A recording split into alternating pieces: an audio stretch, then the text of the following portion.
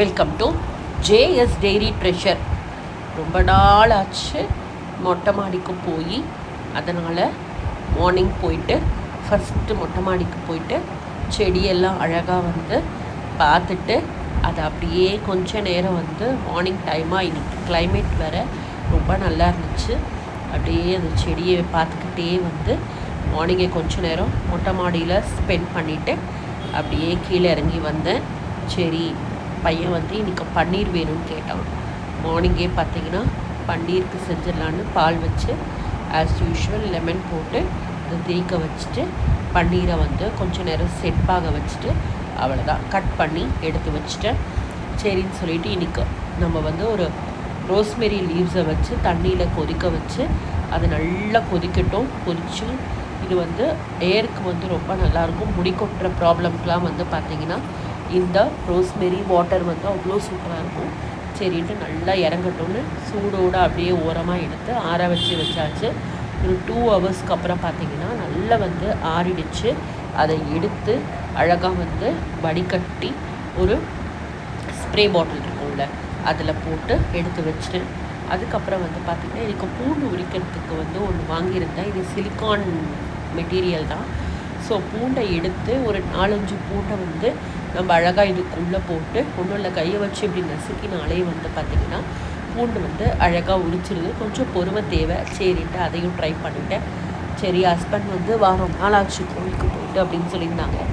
சரின்ட்டு கோவிலுக்கும் போயிட்டு பக்கத்தில் துர்க்கையம்மன் டெம்பிள் இருந்தது. கும்பாபிஷேகம் முடிஞ்சு அப்போ போனதை விட சரி, அதுக்கப்புறம் போகவே இல்லை.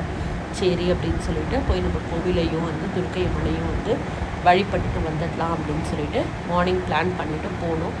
கோவில் அப்போ பார்த்ததை விட இப்போ ரொம்ப ரொம்ப ரொம்ப அழகாக இருந்தது.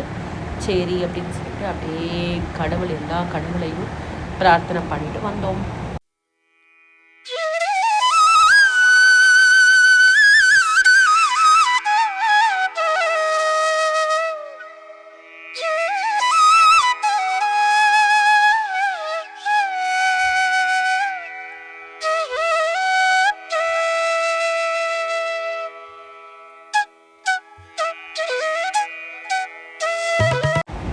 குளம் இருந்தது.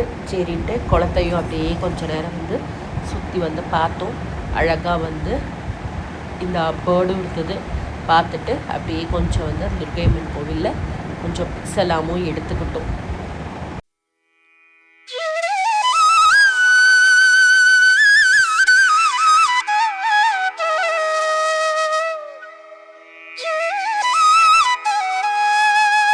அப்படியே வீட்டுக்கு வந்துட்டோம். லஞ்சுக்கு சின்ன வெங்காயத்தை நல்லா உரித்து வச்சாச்சு.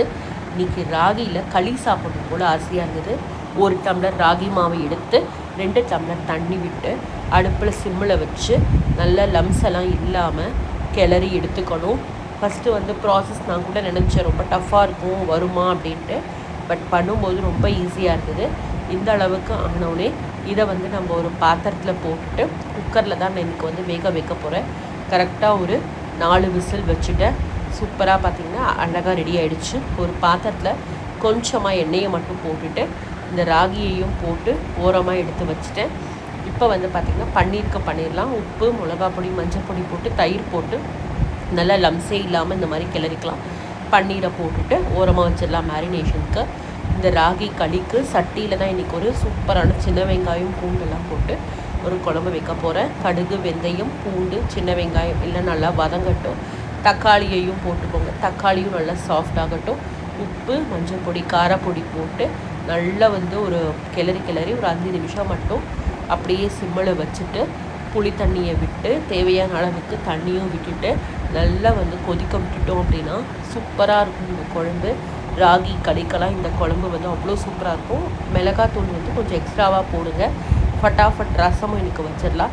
தக்காளி, தனியா, காஞ்ச மிளகா, மிளகு, ஜீரகம், கொஞ்சம் பூண்டு வச்சுட்டு மஞ்சள் பொடி போட்டுட்டு புளி தண்ணியை விட்டு கொதிக்க விட்டுட்டு சூப்பரான ரசம் ரெடி ஆகிடுச்சு. கொத்தமல்லி, கருவேப்பிலை தூவிட்டோம்னா வெண்டைக்காய் ஃப்ரை தான் எனக்கு பண்ணியிருக்கேன்.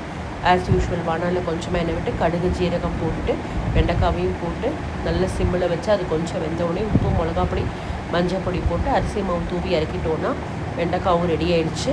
பன்னீரும் எனக்கு அதுக்குள்ளே மேரினேட் ஆகிட்டு ரெடி ஆகிடுச்சு. தோசை தவாவில் இப்படி ஒரு பெரட்டு அப்படி ஒரு பெரட்டு பண்ணி பன்னீரையும் ரெடி பண்ணியாச்சு. அவ்வளோதான், களி குழம்பு வெண்டைக்காய் பன்னீர் வச்சு நம்ம லஞ்சையும் முடிச்சாச்சு. மற்றவங்களுக்கெல்லாம் ரைஸ் இருந்துச்சு, அவ்வளோதான் வச்சு சாப்பிட்டாச்சு. சூப்பராக மாம்பழமும் இருந்தது, கட் பண்ணி எல்லாருக்கும் ஒரு பீஸ் வச்சாச்சு. சூப்பராக ஃபேமிலியோடு உட்காந்து அழகாக லஞ்சையும் முடிச்சிட்டோம். தேங்க்யூ, டேக் கேர், சந்திக்கிறேன், பாய், வணக்கம்.